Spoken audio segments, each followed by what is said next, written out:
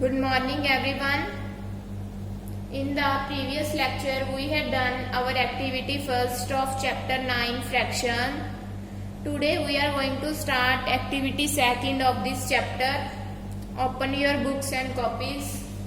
Activity second, chapter number 9 fraction, page number 92. First sum देखो. Write the fraction for the shaded portion. Write yes or no if the fractions are equivalent or not. The first one has been done for you. इसमें हमने क्या करना है, पहले तो हमने fraction बतानी है शेडेड पोर्शन की. फर्स्ट सम जो है, फर्स्ट पार्ट का फर्स्ट सम हमारे लिए सॉल्व किया हुआ है बुक पे.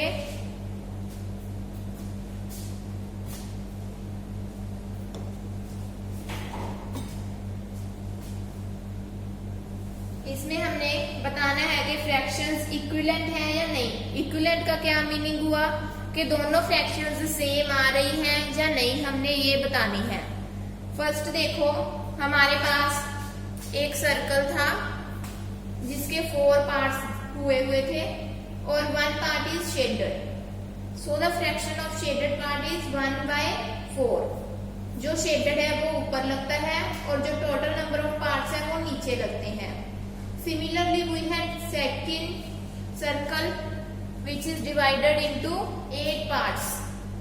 So 3 parts are shaded and rest of 5 parts are unshaded. So the fraction of shaded portion is 3/8. 3 is numerator and 8 is denominator. This is the whole fraction 3/8. अब 1/4 और 3/8 both are not equal. ये दोनों equal नहीं है. So it is not an equivalent fraction because fractions are not same.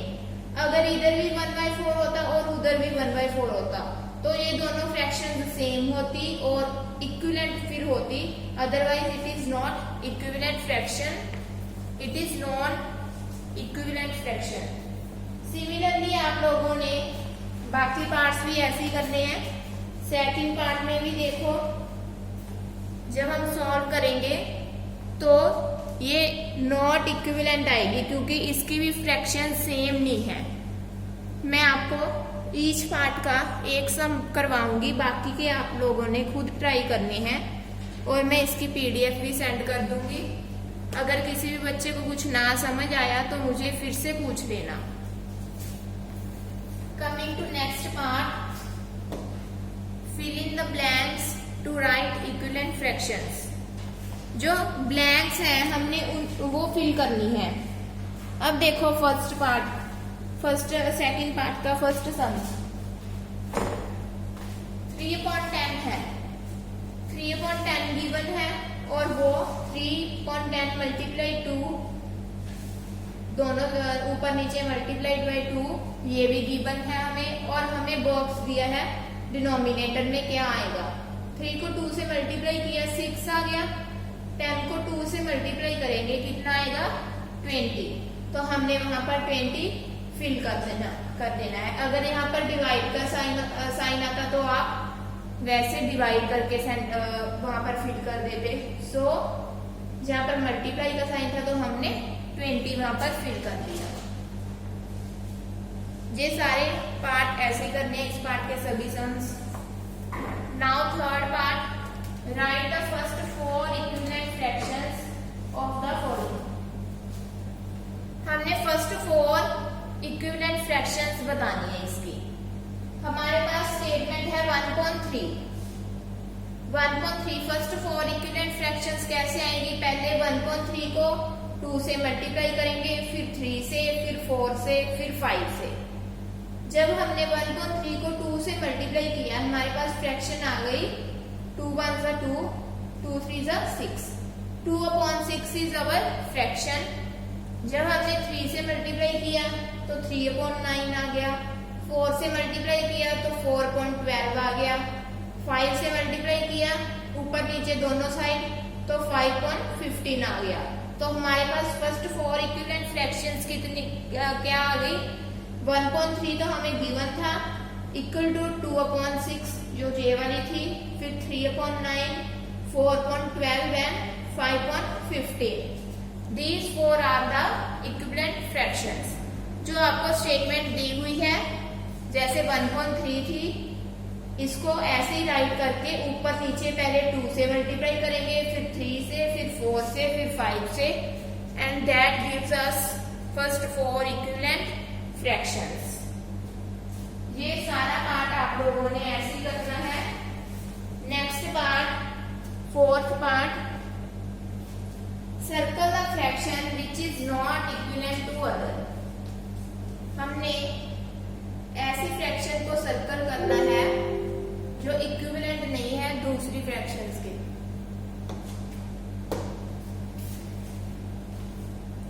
देखो first सम,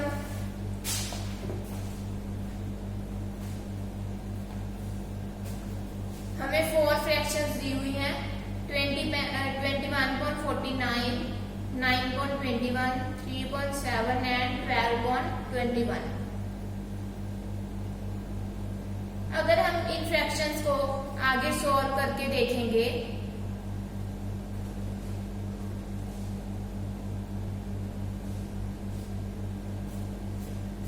fourth part का first सम देखो, हमारे पास फ्रैक्शन थी 21/49, 9/21, 3/7 एंड 12/21।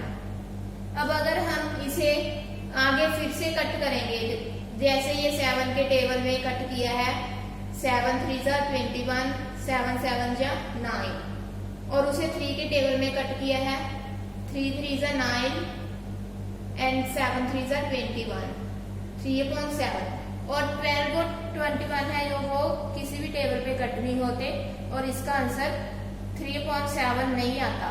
अगर हम इसे कट करेंगे तो 3 के टेबल में, तो इसका आंसर आएगा 4/7।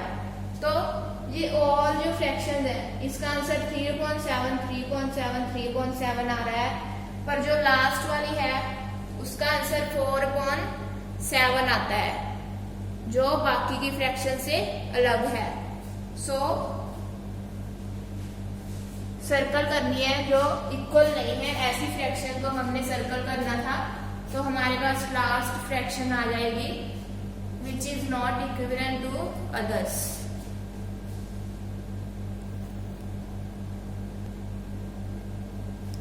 अब अगर हम फोर्थ फ्रैक्शन को 12/21 को 3 के टेबल में कट करेंगे तो उसका आंसर 4/7 आता है, which is not right, so it is not equivalent to other fractions. तो हमने उस पर सर्कल कर दिया। ऐसे ही आपने सभी सम्स करनी है। फिफ्थ सम, फिफ्थ पार्ट का first sum, find an equivalent fraction of 3/7 with. हमारे पास एक फ्रैक्शन दी है 3/7, हमने इसकी इक्विवेलेंट फ्रैक्शन फाइंड करनी है 3/7 के साथ, जब हमें स्टेटमेंट में न्यूमिनेटर दिया है 15 और हमें एक फ्रैक्शन दी गई है 3/7, न्यूमिनेटर दिया है 15, आंसर 15 आना चाहिए। तो हम 3/7 को पहले देखो न्यूमिनेटर में 3 को किससे मल्टीप्लाई करेंगे कि हमारे पास न्यूमिनेटर 15 आए। पहले 2 से मल्टीप्लाई करके देखो, 3 2 जा 6, तो 2 से नहीं मल्टीप्लाई कर सकते। फिर 3 से करके देखो, 3 3 जा 9, सो 9 भी 15 के इक्वल नहीं आता। फिर 4 से करेंगे, 3 को मल्टीप्लाई किया 4 से तो 12 आता है, फिर भी नहीं 15 आंसर आया। अब जब हम 5 से मल्टीप्लाई करेंगे तो क्या आता है, 3 5 जा 15, हमारे पास न्यूमिनेटर 15 आ गया जो हमें दिया गया था। तो हम ऊपर भी उसी से मल्टीप्लाई करेंगे, नीचे भी। जब हम नीचे मल्टीप्लाई करेंगे तो 7 5 जा 35, न्यूमिनेटर हमारे पास 15 आ गया जो हमें दिया था, और डिनोमिनेटर कितना आ गया 35। नेक्स्ट सम में आपको डिनोमिनेटर दिया है 42, तो आप लोगों ने 3/7 को 7 को उस टेबल से मल्टीप्लाई करना है जिसका आंसर डिनोमिनेटर में 42 आ जाए। ट्राई करके देखना, अदरवाइज मैं सेंड कर दूंगी। Last part of this activity, check whether the following fractions are equivalent using cross multiply. अब हमने क्रॉस मल्टीप्लाई करके देखना है कि हमारे पास ये फ्रैक्शंस है वो इक्विवेलेंट है या नहीं। क्रॉस मल्टीप्लाई कैसे करनी है, पहले 3/18 लिख लिया, फिर 16/24 लिख लिया। अब दोनों को ऐसे क्रॉस करके मल्टीप्लाई करना है, 3 को 24 से, 8 को 16 से। जब 3 को 24 से मल्टीप्लाई करेंगे तो हमारे पास आंसर 72 आता है। 8 को 16 से मल्टीप्लाई करके 128 आता है। अब दोनों सेम ही है, सो इट इज नॉट इक्विवेलेंट। अगर दोनों सेम आ जाते, इधर भी 72 उधर भी 72, तो ये इक्विवेलेंट होता। अब ये सेम नहीं है, सो it is not equivalent fraction.